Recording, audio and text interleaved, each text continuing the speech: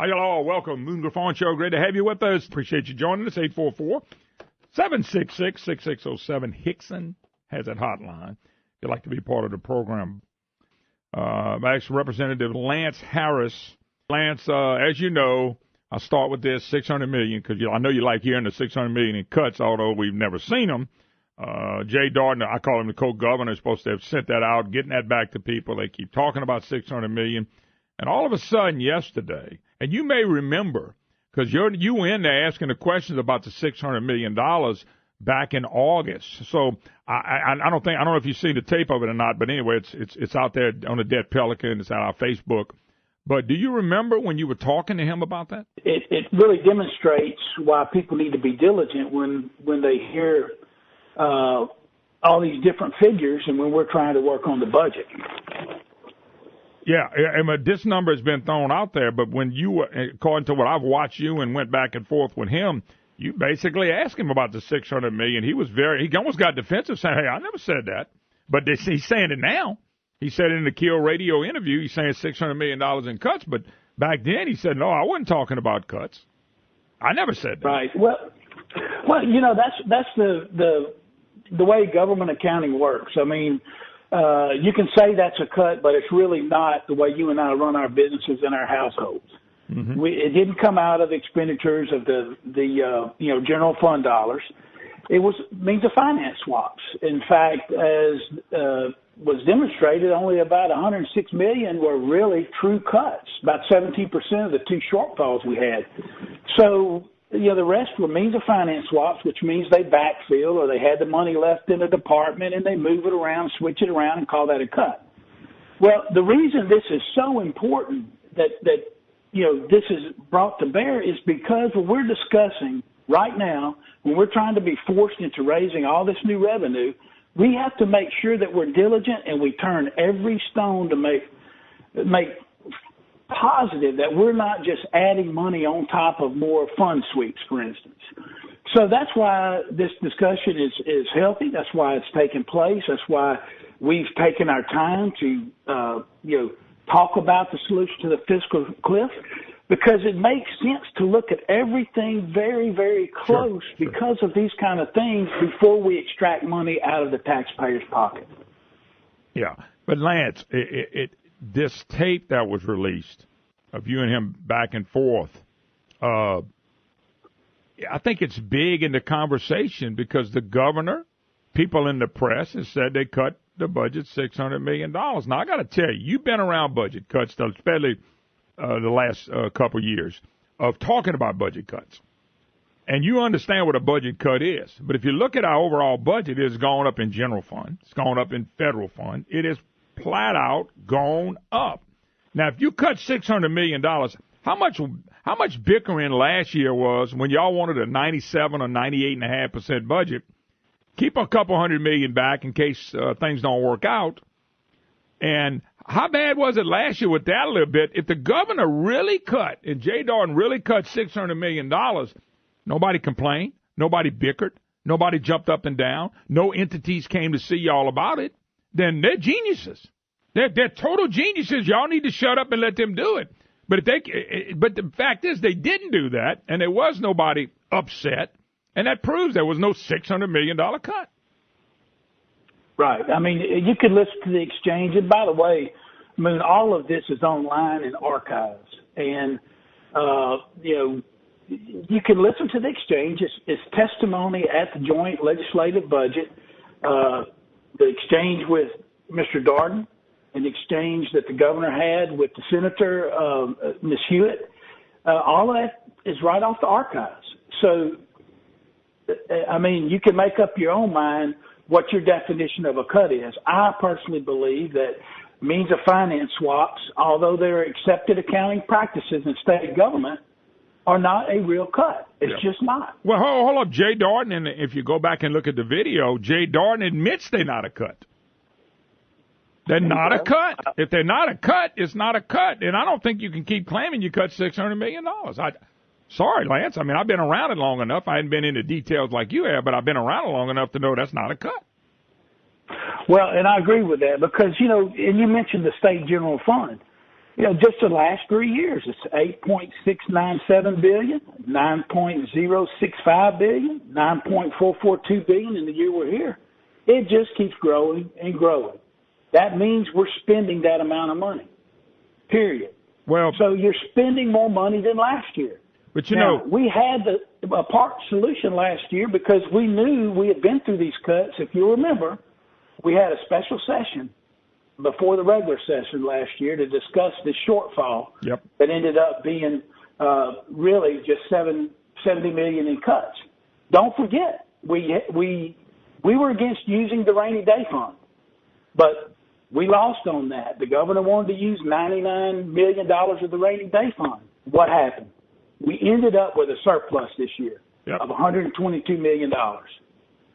So that should tell you this stuff is hard to predict. Well, hold on. Let me stop you right there. I'm just using, now this might be Common Core math.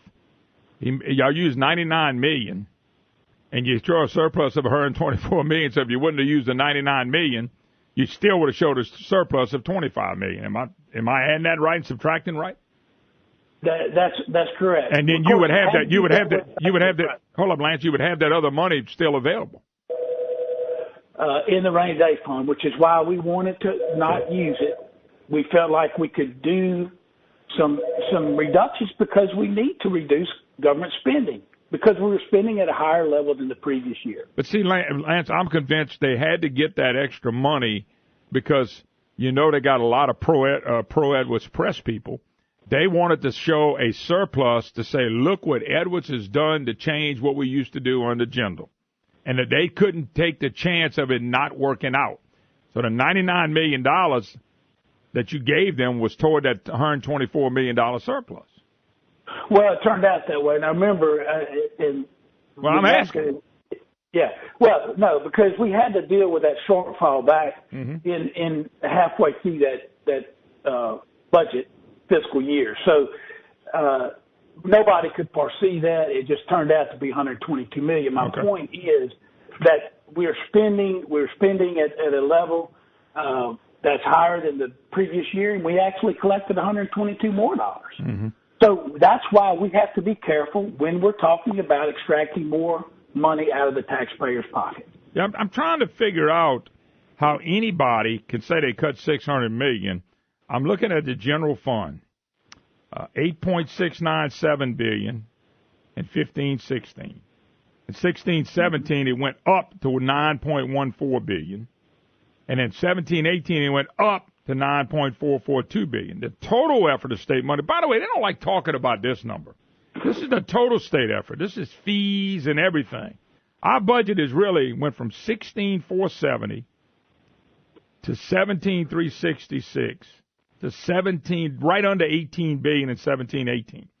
It showed an increase. Right. It showed an increase of 8% minimum in those finances. It went up 20% in total means of financing because I know you got federal money coming in. Our budget is up 21% in just over 2 years and 3 years. I mean, come on, man. I think people are getting tired of hearing about the doom and gloom just between you and me. Well, they're getting tired of that. Number one. Number two is when you show them the budget figures, how they're growing, and somebody to go out on the radio and say, we're not spending more money than we did in the past. They're smarter than that. I mean, you can look at the graphs and everything else. And listen, a very important point that you brought up, Moon, state effort. That's something I've tracked. Well, hold your thought.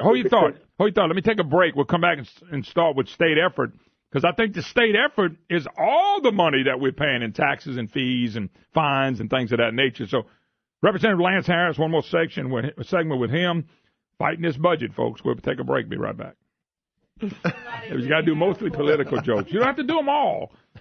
We're thinking about doing a joke of the day. Look. No, joke of the week for her. Look, there she is. This is the star of South Louisiana, Janet Terrell, who does a joke of the day on a sister station. I thought about getting you to do joke of the week to start off with. That would be awesome. And if we do that, then we'll get a sponsor, and then we can expand it for you.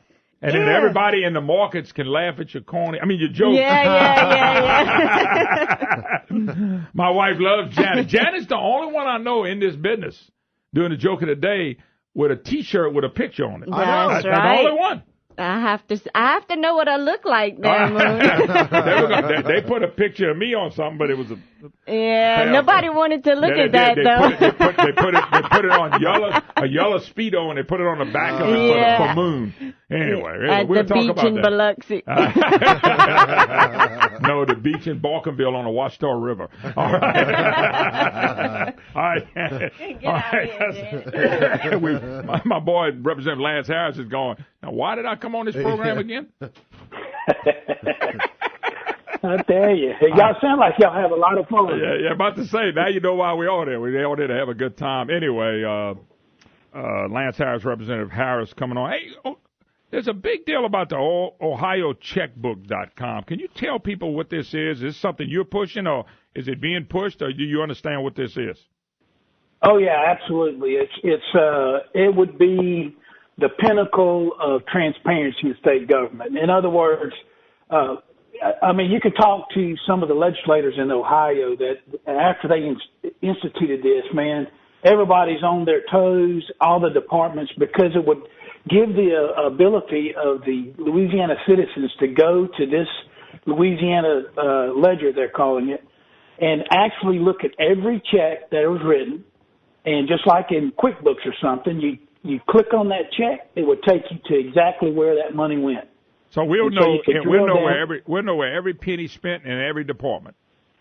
Absolutely. And it's I mean, when you talk to legislators in states that have done this, there's especially conservatives, they're like, that's the best thing we've ever done. Yeah, about to say, will you get a full support? Is somebody going to put this up as a bill, this section, or you yes. think it can pass?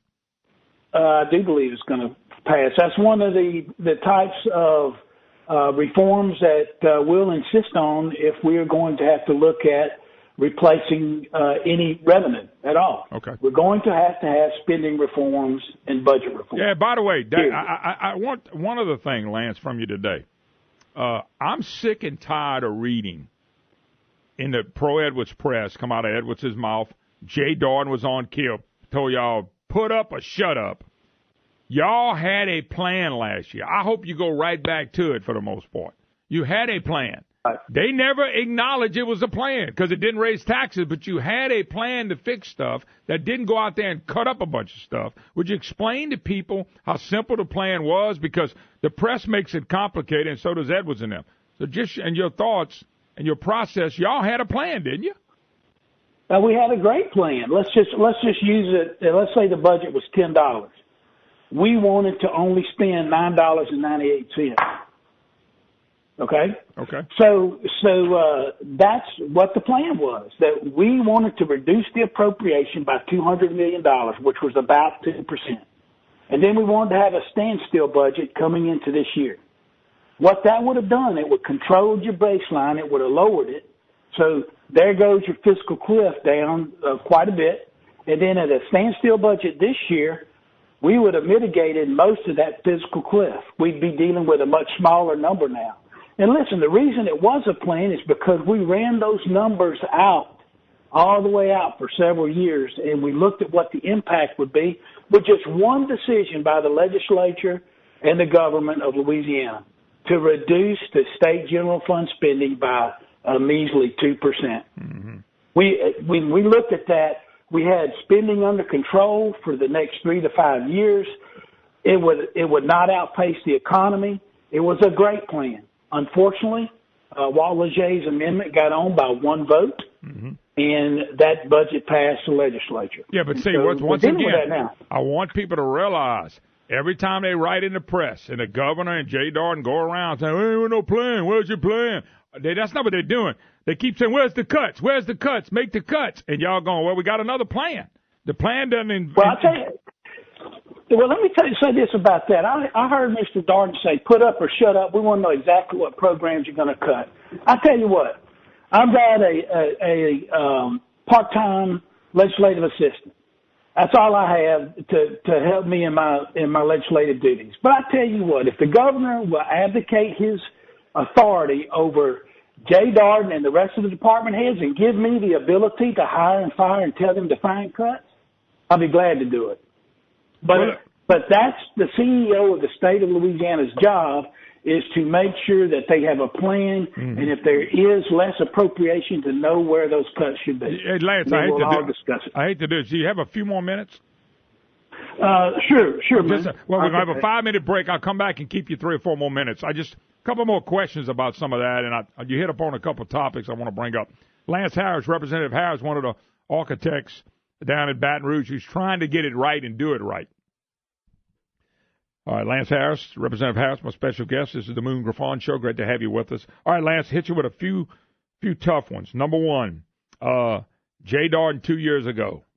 I know you had a bill or something that you put out was going to come back. I know the guy down in Thibodaux, he stopped him from going after these contract cuts across the board, 10% that John Kennedy wanted. Has he ever come forward with anything more to talk about these contracts that he was personally going to go through every one of them? Have we heard any more on that? We have not heard as much as we should have. He did do a nice job of reporting the first few months after we did pass the House resolution, the HCR, that if you remember originally in that HCR that I passed on to the Senate, we demanded cuts of 10% across the board, I believe was a figure of 5. But they stripped that out and said they would report, and then they would find those contracts that they could eliminate or cut, and they would be back. They did do some of that. I think he's saying 20 to 25 million. We have not gotten a report that should have been generated for probably the last year or so. But 25 million, he can only find 25 million out of 7.8 billion. I don't know about all that. That sounds kind of low to me. I believe that's what I heard him say on Kill the other day, was somewhere around 25 billion on that. 25. But yeah, we're looking at but I have to hand it to him now, Mr. Darden. He did give us a very good, complete report that listed all of those. So he did some of that. We just have to make sure and hold their feet to the fire that they continue to bring that information to appropriations. Yeah, I think it all needs to come up. Number two, I get this a lot. Why can't Oklahoma, it was last year, I think, they cut their budget 7% across the board and went home. That's what they had to do. They did it. Hell, oil and gas revenues wasn't coming in for them either. They cut across the board and they went home. Now, that's what I read. I read that in many articles. Whether that really happened, that's what they said.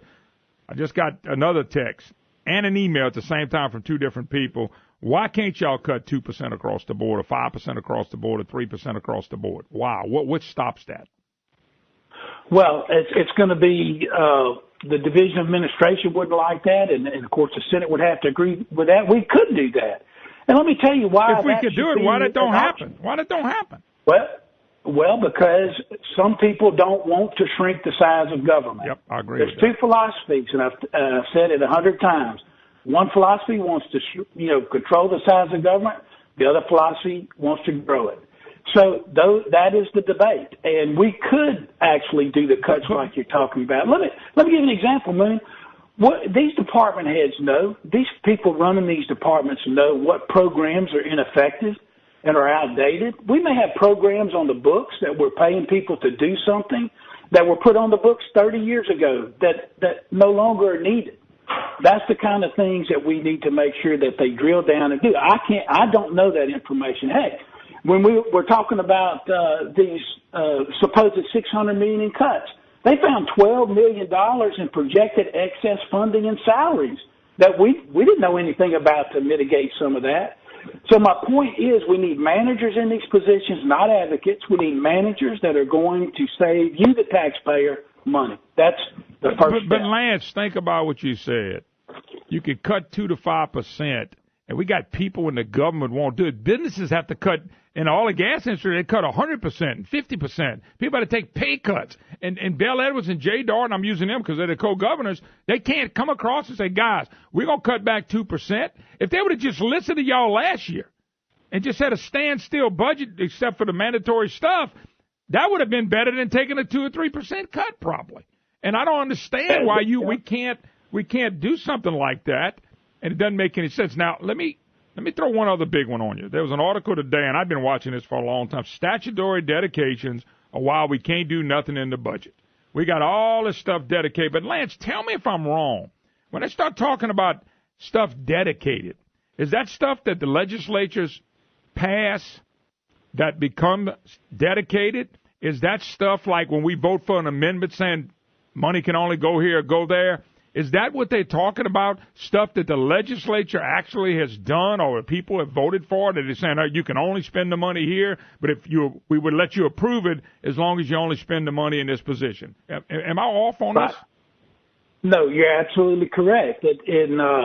There's two kinds. There's constitutional dedications and then there's statutory dedications. So the statutory ones are the legislature passes a bill. Correct. That says you can only collect this money and spend it on this, and the governor signs it, and that is where it is. So I do believe, I'm a firm believer, we need to look at some of that. Well, let me stop you a second. This is the thing that gives me the red you know what, okay? And don't you take it personal, but I'm just going to be blunt with all of y'all. Y'all did this. And when I say y'all, not Lance Harris, I'm talking about legislature as a whole. By the way, Jay Dorn was in the legislature. Bill Edwards was in the legislature. Y'all, it was done by the politicians and the elected officials. So when I see somebody in the press do a story, if we could just get rid of some of these statutory dedications, the only reason we have statutory dedications, and you know this as well as I do, is it wouldn't have passed if it wouldn't have been dedicated to something. Am I right by saying that? You're absolutely right. And look, I'll give you one better than that. We've had this discussion before. If we don't want to deal with some of these dedications that are on the books that probably are outdated or just they've got a lot of money in the bank or whatever, maybe we ought to dedicate the whole budget. Maybe we ought to do that. And then we just go down to Baton Rouge and do social bills or whatever. And that's been a discussion. So, hey, look, if you dedicate everything, you can only spend exactly. But here's why I'm saying this. When I see, there was an article today, and this is an editor from the Advocate who don't have a clue about anything, by the way. Sometimes I think they're located in Illinois. I promise you. But why we want Louisiana legislature to suspend statutory dedications when none of that stuff would have passed if it wasn't dedicated, because the lawmakers, the people didn't trust the lawmakers. So the lawmakers, and look, I'm using this in general now, okay, Lance, just in general. I don't want to hear, boy, we can get rid of them statutory dedications. We wouldn't have them if the lawmakers in Louisiana, when I say this, I'm not saying everybody, okay, but enough of them were trusted enough to do the right thing. So they dedicate everything to make sure the money goes, and then they bicker because of one reason, and you've been on this program 1,000 times and said it, because they want to spend more money. They want all that dedicated and spend more money. Now in the article they say, well, if we get rid of some of these statutory dedications, this may not work out. My. They set it up, and then all of a sudden, we're the problems? Moon's the problem because I'm not paying enough in income taxes? This is ridiculous. It is. And I tell you, that's what we're talking about when we talk about some basic budget reform. Some of this has to be looked at because some of it, like I said, is served its time. You have some statutory dedications that they may have a few $1 million in the bank, and we're still sending them more and more and more because it's dedicated. Yep. Those things have to be looked at. It's part of it. It comes right off the top. We can't. Let me ask you a question. When it comes to priorities. So. I hear Darden and them talk about statutory dedications too. The statutory dedication of the budget, without getting too deep here, because I don't want to lose my 19 listeners, but the statutory dedication is just based on one part of the budget, right? When I hear Robert Adley say, we're going to only deal with $3.4 billion because the rest of it's dedicated. Well, Robert Adley voted for a lot of that stuff. Is that what he's talking about? Just a very small part of the budget, and then that's the only thing we can touch? Right. We call that discretionary spending, but I'll give you a fact about that. He's absolutely correct. We're at $3.4 billion this year in discretionary spending. In Jindal's last budget, our discretionary spending was 2.5, somewhere around in there. So it's higher. So that's actually been expanded because why? We're spending more money. Hold up, though, Lance. Hold up. When Robert Adley talked about it, he broke it from the other point. Well, we used to have $9 billion, and now we only got $3.4 billion. He didn't tell us that it went up from 2-something. See, Robert Adley left out that part. Right. But I think that's an important distinction. It is. $2.5 billion in statutory in discretionary spending, we still were able to take care of everything 2 years ago. So it's good point. Good point. But at any rate, he's absolutely correct. It's tied up. It goes to certain places. It does tie the hands of the legislature to some degree. It has to be debated and looked at some point. There's no question about it. Well, once again, I just want people to know when they start throwing it at us, because you talk to people in general, well, Moon, I hear, just in general, somebody going down the road, I hear our budget's all dedicated. We can't do nothing. Well, there's a reason it's all dedicated. There's a big reason It's all dedicated. It's got nothing to do with the taxpayers not paying enough in taxes. It has nothing to do. Okay, last thing, I'll let you go. Julie Stokes, who, kind of went along with Darden and Edwards as a Republican, just sent out a deal, says, unfortunately, because of some legislators are unwilling to solve the budget crisis back in 2017, June, by the way, I'm sure he's taking a shot at you without mentioning your name, when they knew it was their last shot, we're now looking at another special session to be a tune of more than $1 million, a bill to the taxpayers. What a waste. Just your comments on it, because I'm worried about people like her and some more like them going with the governor. Well, that's Julie's prerogative to say that. Absolutely. I think it's extremely important to look back at the last session. We spent $1 million in order, if we'd have gotten our way, to save the state $200 million. Now you tell me what's better. I'd spend $1 million if I could save the state $200 million. Absolutely. I agree 1,000. I knew you would have the answer to that, my friend. Yeah. So I look at everything practical, and that's a practical matter. So, yes, definitely. I stayed there another 2 days last time if we had the votes to get a reduction in spending of 2%. I am a conservative Republican, and my philosophy is we should control the size of government. Yeah. If you don't, then you're going to be forced. Your philosophy will force you. If you want to grow government, your philosophy will force you to extract more money out of taxpayers' pocket, which in turn reduces their freedom. Period. Yep. No ifs, ands, or buts about it. Great point. I had to bring up the statutory dedication because and I'm glad you told me we can cut the budget across the board. The governor don't want to do that. You can do something. Don't do any more statutory dedication. Just quit them. But we don't. I bet you if we look back in the last 2 or 3 years, I bet you we dedicated some more money. We're just not talking about it, but I bet you we dedicated some more money. And you're going to see some dedications, I think, this year that are going to come up. Some people are going to want to protect certain things from debate, and there'll be a good discussion about that. I think it's something that's here. It's something we're going to have to deal with at some point. Yeah. Mr. Lance Harrah. Lance, always a pleasure. I'm praying you stay in the fight. We want to give y'all as much cover as we can because I know y'all got the truth. I'm seeing what they're doing on the other side, and it's typical. Doom and gloom, and we're not paying enough in taxes. Anyway, thank you, sir. Thank you. Appreciate you, Moon. All right, we covered a lot right there. We'll come back, sum up what we talked about. Your calls are welcome. You're listening to the Moon Griffon Show, and Brandon's laughing at me. He'll tell me when we get off. Hi, hello, welcome, Moon Griffon Show. Great to have you with us. 844-766-6607. Hickson has a hotline.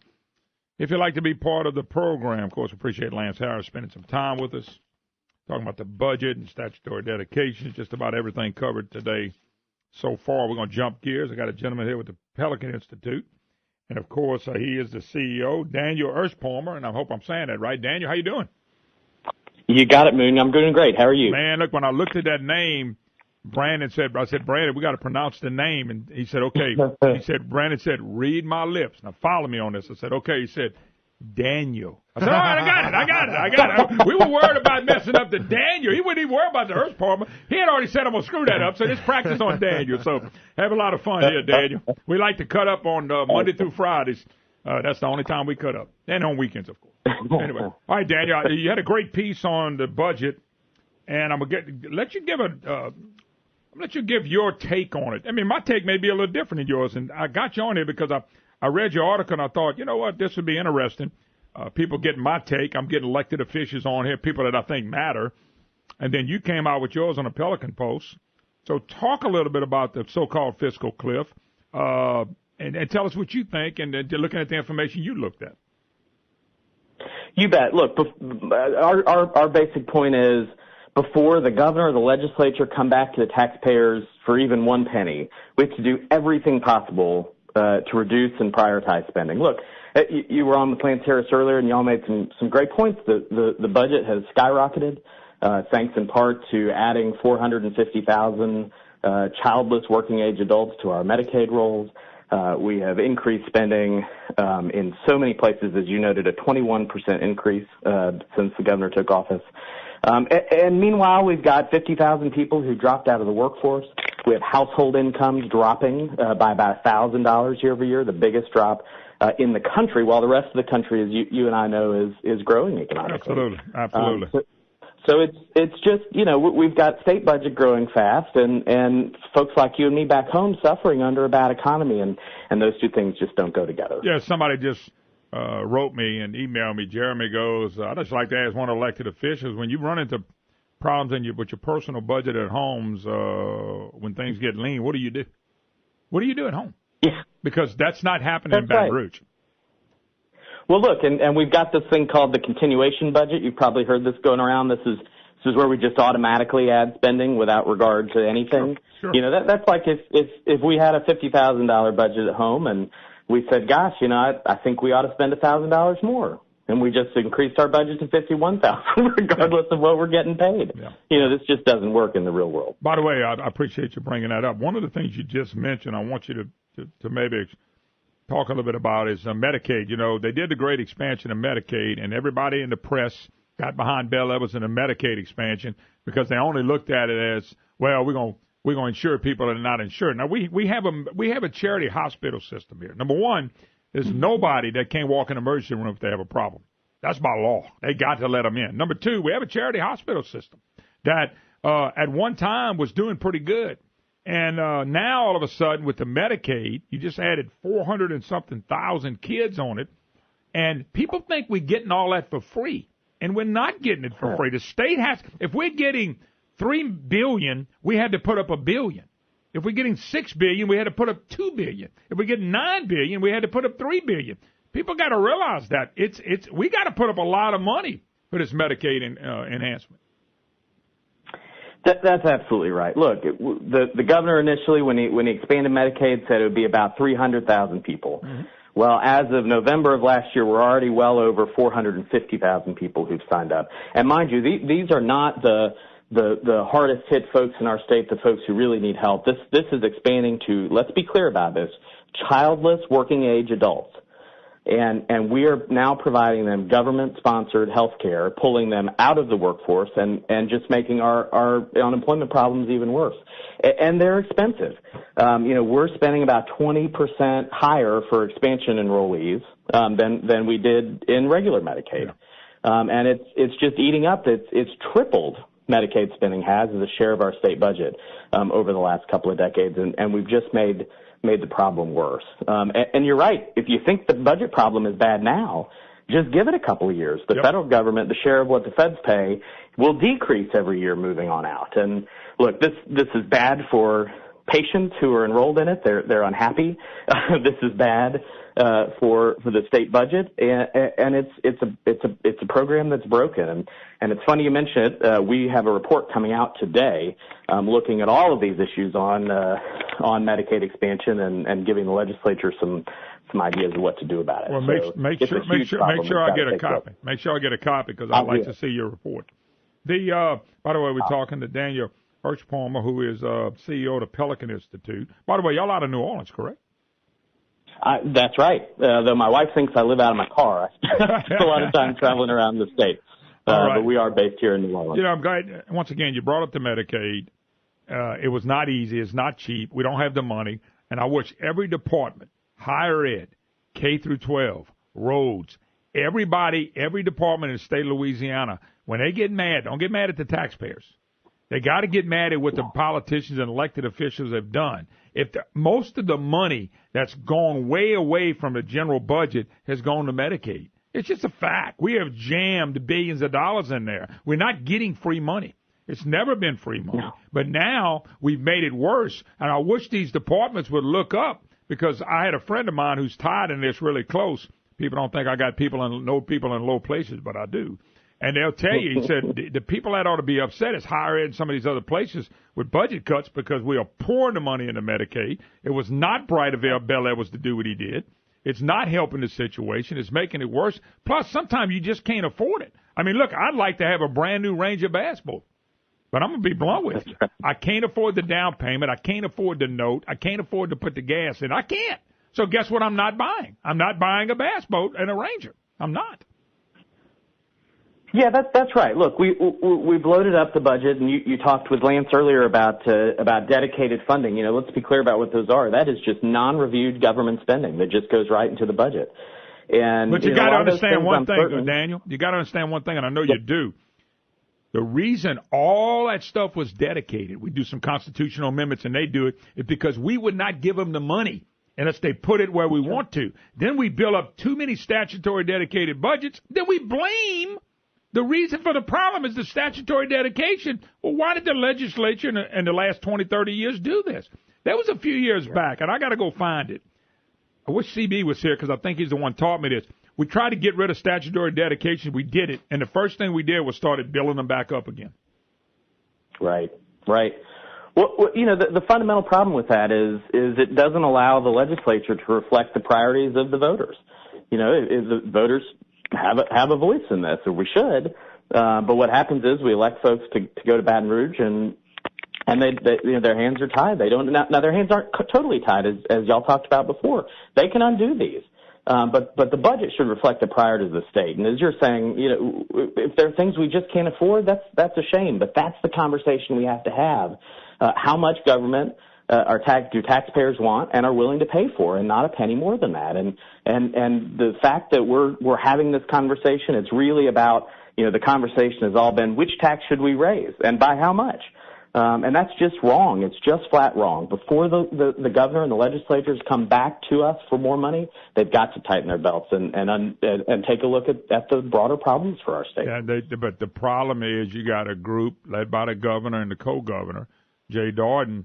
They want no part of that. They only want more money. They have never offered what they've done in government to change their problem, because if statutory dedication is a problem, and I'll give you some homework, Daniel, okay, because you might have better access than me.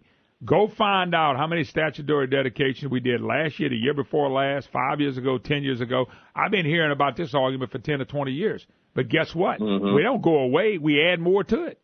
When we took the lottery money and we said, okay, it's going to education, and they put a constitutional amendment, we passed it to go to education, that is dedicated now. The lottery money can only go to education. Right. It can't go anywhere else.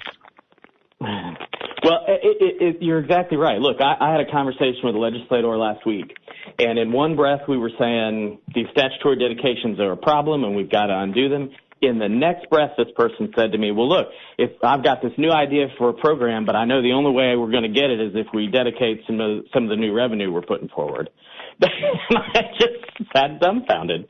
We've agreed this is a problem, yet we keep doing it. And look, until taxpayers and voters demand a change in the status quo, this is not going to change. And we've got to get through this fight to be sure and make our voices heard. But we have to change this. We have to change the status quo, or we're going to continue to suffer economically, and we're going to continue to have a bad business climate. Wouldn't you agree, though, changing the status quo is not raising taxes, because we've already done that? They had a piece that was put out by Vision for Louisiana, and it was signed, I think mostly Republicans. I'll get to it later in the program, but they made a good point. Edwards has received $1.38 billion in temporary taxes, $750 million in permanent taxes, which puts it at $2 billion. And new fees, all while growing the state budget a massive $5.2 billion. They've received over $2 billion in new taxes in this state, and it's not enough. Well, and I'll just put a point on that. The governor said in the Advocate when he released his budget, there's not one single cut I would like to make. And I'm just dumbfounded. In a $30 billion budget, you can't find one single thing that you think maybe we shouldn't cut before we go back to taxpayers to ask them to pay more money. That's just that's the problem we're up against. By the way, we have to change the narrative. It's worse than that. They can't find any cuts, but they're asking people and businesses and households and middle income people to change the way they spend. They're asking us to do what they won't do. They're actually telling us, y'all cut. Y'all give us more and cut. And Daniel Erspamer, Pelican Institute CEO. Dan, you mentioned you threw up a couple of other stats I want you to grab for me. two or three of them. Number one, median income is down here compared to other states. I mean, we wanted a few states that have money going down, and if that's true, why would you want to take even more money out of people's pockets? Just your thought on that. That's exactly right. We were one of only 3 states in the country to see median income drop, and we dropped by about $1,000 a household, the largest drop in the country. So that's exactly right. It's always bad to ask taxpayers to chip in more money, but it's particularly bad when they already have less to begin with, in part because of bad government policy like we have. Yeah, the other one you mentioned was there's 50,000 people you said out the workforce now. Yeah, that's right. You know, this is a fun little gimmick. The governor's been touting drop in unemployment, and the last couple of months, the good news is there has been a little bit of job growth, but for the most part, the drop in unemployment has been people dropping out of the workforce, and that's fun, I guess. If the way to drop the unemployment rate is to get people to just stay home and stop looking for a job, that's a quicker way to do it than trying to grow the economy. You know what? I was shocked about it. You are correct about what you're saying. I'm just backing up what you're saying. It was amazing. Tyler Bridges, who's been the press secretary for Bill Edwards, he wrote a stinging report on Edwards claiming that and how he talked to Jim Richardson and some other people, and they talked about not only are people dropping out the workforce, we're back to out-migration again, only one of, I think, 8 states that we're losing citizens again. Mm-hmm. So unemployment rate has nothing to do. As far as actual jobs, we're right about where we were, and that's what I was saying. When they throw that out there, like 600 million and unemployment rate has dropped, they accuse us of throwing numbers out there, but that's exactly what they do. They throw numbers out there because they know most people won't follow suit like I do, you do, and some other people. And the bottom line is the unemployment rate's down, but 50,000 people drop out of workforce, and you got a bunch more that leave the state. That's a way to get it down. That's right, and compounded by what we were talking about earlier with the expansion of Medicaid. I mean, just to put a point on job growth, we've seen 0.5% of non-farm job growth. Meanwhile, Texas next door, 2.7%. Even Alabama, almost 2%. The rest of the region is growing, and we continue to fall behind. Yeah, I noticed there was I think it was a letter to the editor, or maybe an editorial piece, somebody with the universities, and I found it amazing. They were comparing LSU chancellor. His name is James Wharton. He was trying to compare our education, trying to correct it, but he was doing a comparison with Massachusetts. We're not Massachusetts. Matter of fact, he claimed Massachusetts has 75 universities, and we got only 18. And when I said it, I just shook my head. I'm going, why is he grabbing Massachusetts? Why don't you just grab Alabama or Mississippi or Florida or something like that? But no, because when you're in politics, and let's place it in that position, you're in politics, you got to turn things to make you look bad or good depending on what you want it to look like. That's right. Although we keep these economic policies up, we're on a one-way street to high-tax Massachusetts. You know, they used to call it Taxachusetts. Yep. No doubt about it. That is funny. We're also talking about expanding of gambling. I notice poor states, when they cannot figure out how to keep spending money and they're running out of ways to tax people, they always go back to gambling. Whether you like gambling or not is not the point. The point is they always go back to that. I don't think that's the way you run your economy. Yeah, look, any policy that's gonna, that seems like easy money, is probably a bad idea. And it turns around sort of that fundamental question of, we shouldn't be talking about how do we get more money from taxpayers to fund these big government programs. We'd be talking about what programs, or what policies rather, do we need to grow the economy and grow jobs and bring, yes, sir. I gotta go. Thank you so much. We'll do it again. Daniel, we'll do it again. Sounds great. I had fun. Thanks for the invite. Dan Erspamer, Pelican Institute CEO. We'll do it again with him. Another break. We'll be right back.